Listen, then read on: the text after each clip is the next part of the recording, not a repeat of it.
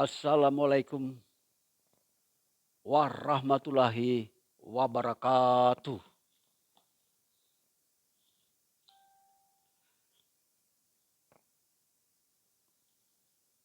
Bismillahirrahmanirrahim. Alhamdulillahi robbil alamin. Pada kesempatan ini saya akan menyampaikan khotbah singkat. Ini adalah jawaban untuk teman-teman saya yang memiliki polemik tentang siapa sebetulnya Yesus itu. Ada 3 figur yang sangat berpengaruh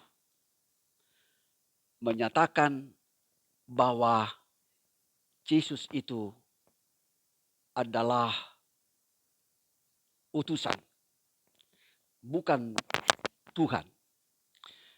Karena kata Tuhan dalam bahasa Sanskerta atau etimologi, kata Tuhan itu sudah lama dipakai dalam bahasa Melayu, yakni Tuhan. Dalam etimologi juga menyebutkan bahwa kata Tuhan berasal dari bahasa Sanskerta, yakni tu yang, Tuhan. Kata atau ungkapan ini memiliki pengertian sesembahan atau dipakai oleh sahabat kita Hindu dan Buddha. Sekali lagi, dipakai oleh sahabat kita Hindu dan Buddha.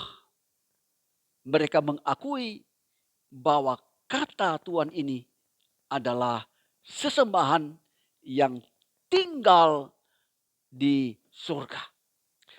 Nah, sahabatku, kalau ini kita samakan dengan kata Yunani kurios, tidak tepat. Kenapa? Karena kurios artinya tuan. Sedangkan kata tuh yang adalah sesembahan. Walaupun sejak awal dalam bahasa Melayu ini telah diterjemahkan Tuhan, toh tidak tepat. Karena kata Tuhan itu adalah sesembahan. Nah, mari kita melihat. Dalam Bible itu berkali-kali disebutkan Tuhan. Nah, ini sebetulnya bahasa asli Ibrani Adon, Yunani kurios, artinya Tuhan. Jadi Yesus bukan Tuhan tetapi Tuhan. Kata Tuhan oknum yang dihormati. Pemerintah memiliki otoritas. Tetapi bukan sesembahan. Sekali lagi, kalau Yesus disebut Tuhan, ini tidak berdasarkan kehendak Allah. Ya. Kenapa?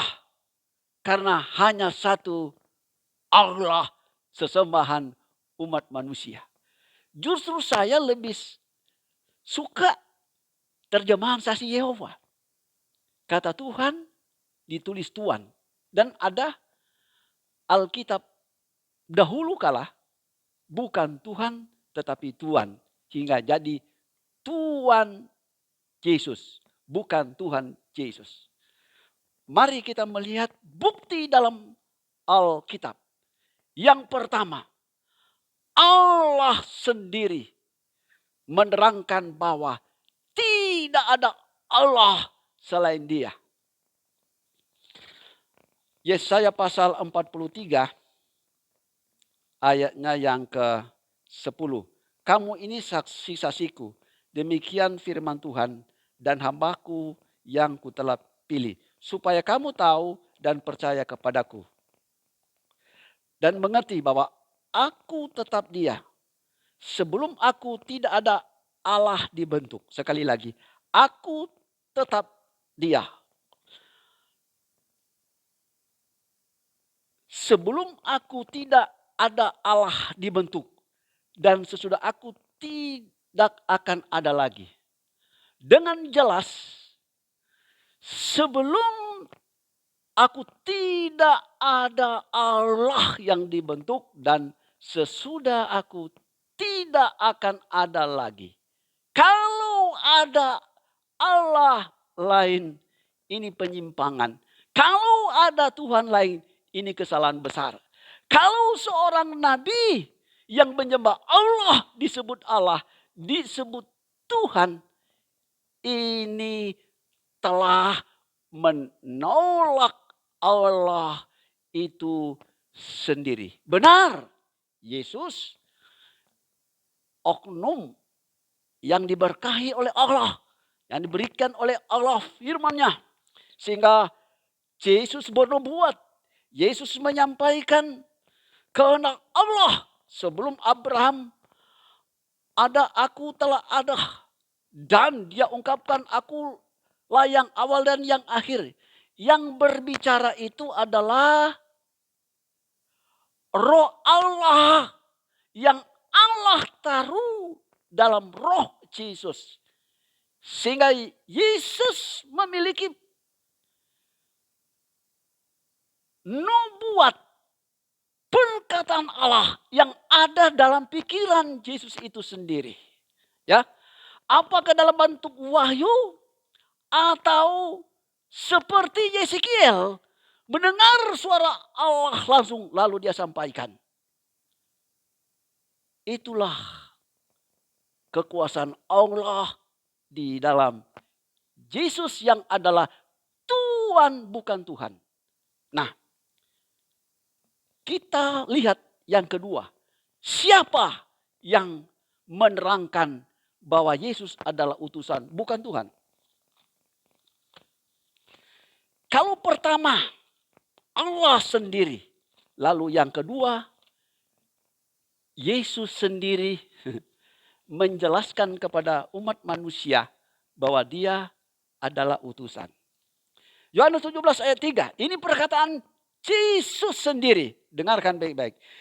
Inilah hidup yang kekal itu, yaitu bahwa mereka mengenal Engkau satu-satunya Allah yang benar, dan mengenal Yesus Kristus yang telah Engkau utus. Yesus menerangkan dengan jelas mengenal hidup yang kekal itu, mengakui Allah satu-satunya dan dikonformasikan oleh Allah sendiri. Berarti Yesus menerima rema dan menerangkan, mengulang kembali perkataan Allah bahwa dirinya bukan Allah tetapi utusan. Seperti apa yang dia terangkan.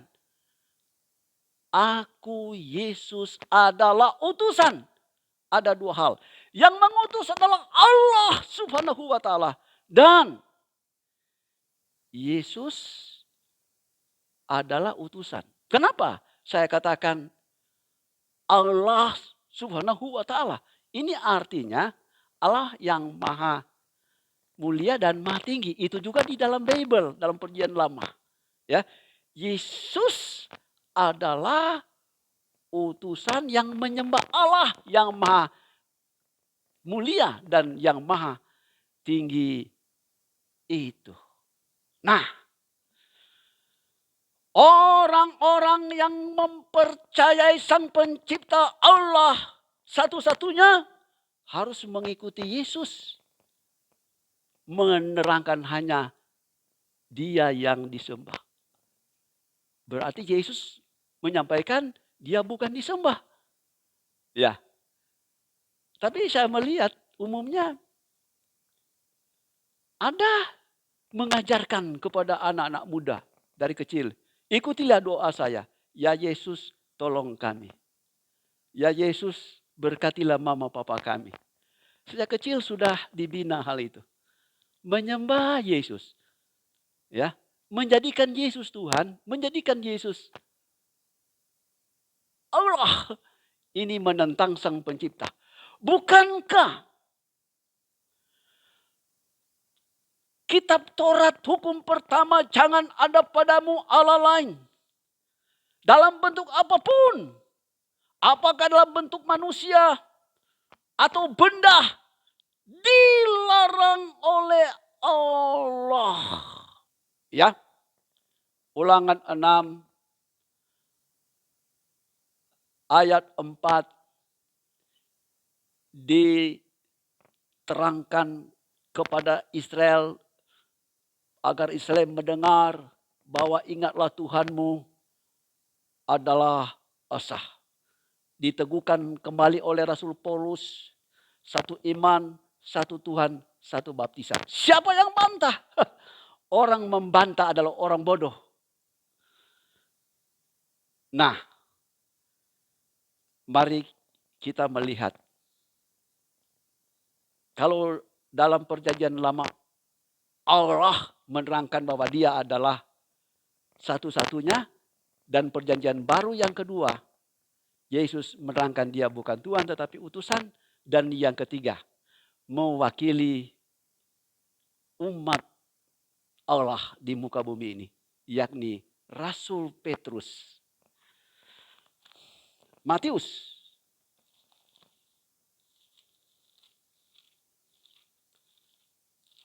16 ayat 16. Maka jawab Simon Petrus, engkau adalah Mesias, Anak Allah yang hidup. Saya baca ulang mulai nomor 15. Matius pasal 16 nomor 15 sampai 16. Lalu Yesus bertanya kepada mereka, tetapi apa katamu, siapakah aku ini? Saya baca kembali. Maka jawab Simon Petrus, engkau adalah Mesias.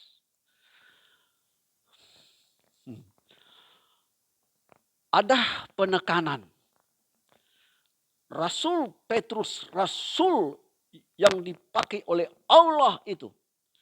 Dia katakan, engkau adalah Mesias. Mesias yang diurapi. Yang dilantik untuk menyampaikan firman Allah. Lalu dalam bahasa Yunani, bahasa yang terkenal di zamannya Yesus Kristus, Kristos yang diurapi, yang diarahkan, diatur, diberikan otoritas untuk menyampaikan sabda Allah. Memiliki pengertian dia adalah oknum yang dikuasai oleh Allah.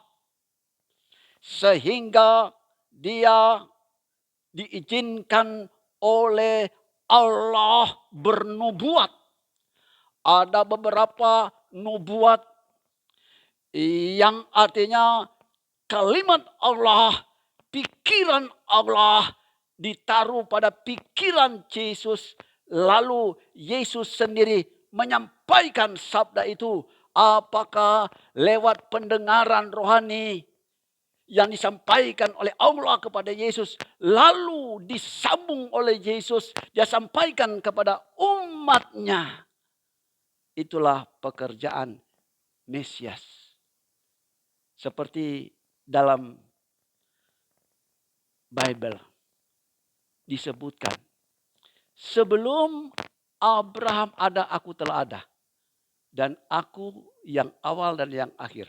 Itu perkataan Allah yang ada di dalam Yesus. Maksudnya, Yohanes pasal 5 ayat 30.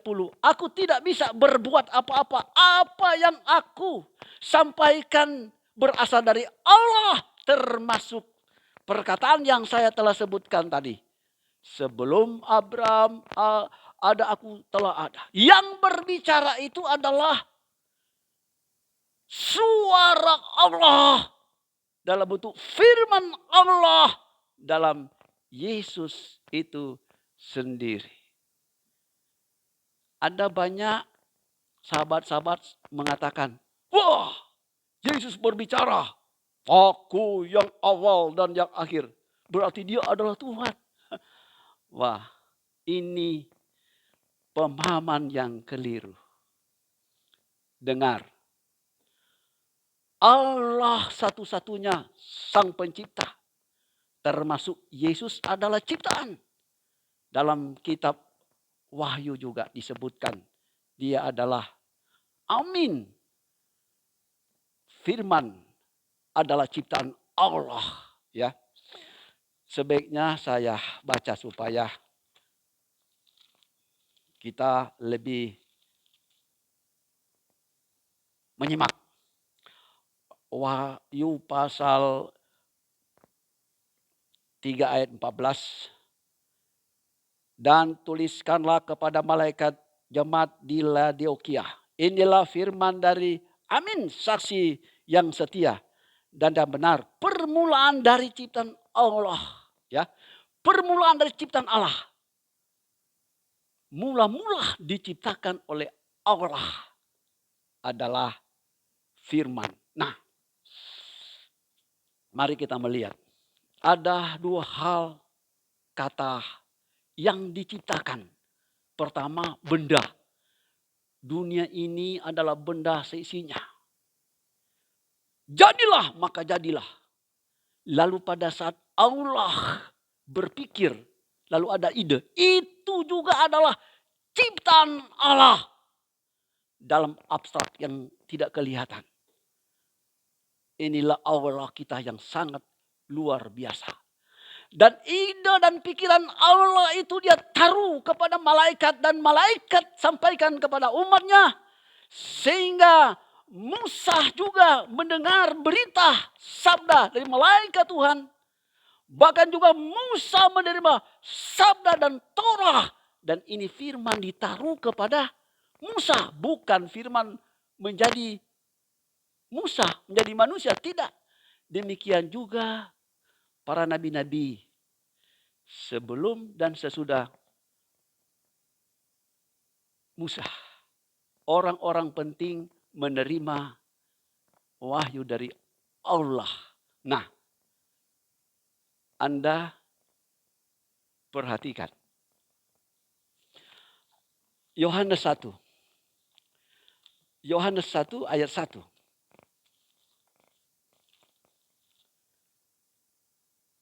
Pada mulanya adalah firman. Dan firman itu bersama-sama dengan Allah. Pengertian firman bersama-sama dengan Allah. Allah berpikir. Allah menciptakan ide.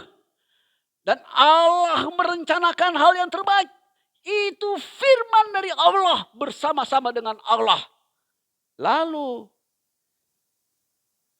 Dan firman itu adalah Allah. Kenapa disebutkan firman itu adalah Allah? Karena firman itu memerintah. Ya. Dalam diri malaikat diutus oleh Allah. Ada perintah Allah kepada malaikat. Kepada nabi-nabinya. Dan demikian juga kepada Yesus. Bukan berarti firman menjelma menjadi manusia. Tetapi firman ada di dalam manusia. Ya. Saya bacakan Yohanes pasal 1 ayat 14. Firman itu telah menjadi manusia. Anda perhatikan. Firman dan pikiran Allah. Ya. telah menjadi manusia. Kata telah menjadi manusia dalam bahasa asli geneteto. Ya. Ini luas. Lalu menjadi manusia. Tapi dalam bahasa Inggris flesh. Bahasa Yunani soul, daging. Nah, flesh, daging, lambang firman Allah. Nah, kalau saya gabungkan flesh dengan became, ini menunjukkan bahwa firman ada di dalam Yesus. Bukankah Rasul Paulus mengungkapkan Yesus kepenuhan Allah. Ibarat gelas diisi air penuh. Gelas tetap gelas, air tetap air. Yang diisi tetap firman tidak berubah. Yang dari Allah tidak berubah. Dan wadah tubuh Yesus itu manusia yang dikuasai oleh firman itu. Artinya firman adalah pikiran Allah dan firman juga adalah roh Allah masuk di dalam roh Kristus. Dan Yesus yang adalah firman bersama-sama dengan kita. Itulah sebabnya pada ayatnya yang terakhir, bagian terakhir, bahwa ada anugerah yang diberikan kepada Yesus. Kepadaku telah diberikan kuasa. Baik di bumi dan di sorga. Diberikan kuasa. Berarti pemberi kuasa adalah Allah. Nah, mari kita melihat. Ini yang terakhir 1 Korintus 15 ayat 28. Tetapi kalau segala sesuatu telah ditaklukkan di bawah Kristus, maka ia sendiri sebagai anak akan menaklukkan dirinya di bawah dia. Jadi Allah menaklukkan segala sesuatu dan Yesus sendiri menaklukkan diri di bawah Allah. Berarti dia menundukkan diri dan menunggu, meminta anugerah dari Allah. Lalu kita baca terus. Maka ia sendiri sebagai anak akan melakukan dirinya di bawah dia, di bawah Allah. Maksudnya yang telah menaklukkan segala sesuatu di bawahnya. Berarti segala sesuatu yang dilakukan oleh Yesus adalah berasal dari Allah. Lalu kita baca terus. Supaya Allah menjadi semua dalam semua. Supaya Allah menjadi semua dalam semua. Maksudnya apa yang dilakukan oleh Yesus itu berasal dari Allah. Dia katakan aku mengampuni dosa. Aku menyembuhkan. Itu semua berasal dari Allah. Bahkan dia datang kedua kali. Maksudnya dia naik ke sorga dan berubah dalam bentuk roh. Dan rohnya itu juga tetap dikuasai oleh Allah. Ya, dalilnya Kolose pasal 3 ayat 3.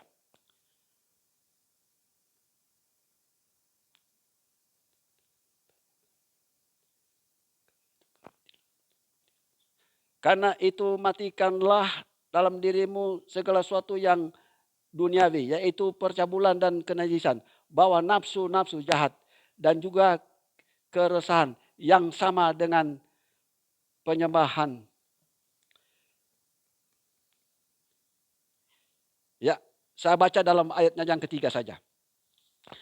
Sebab kamu telah mati dan hidupmu tersembunyi bersama dengan Kristus di dalam Allah. Jadi kamu telah mati, artinya kedagingan telah tidak berfungsi. Yang ada adalah roh yang Allah taruh di dalam diri ini. Dan roh itu dalam Alkitab, Kolose pasal 3 ayat 3 ini di dalam Kristus. Dan Kristus di dalam Allah. Pada waktu Yesus ada di muka bumi, sebelum dia naik surga, Alkitab terangkan dia adalah Yesus.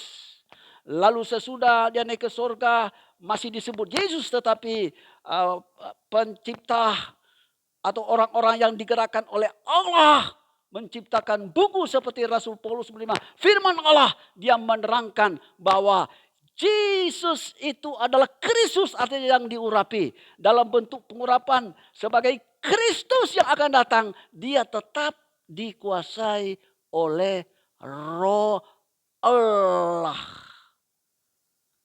Jadi yang paling utama adalah Allah.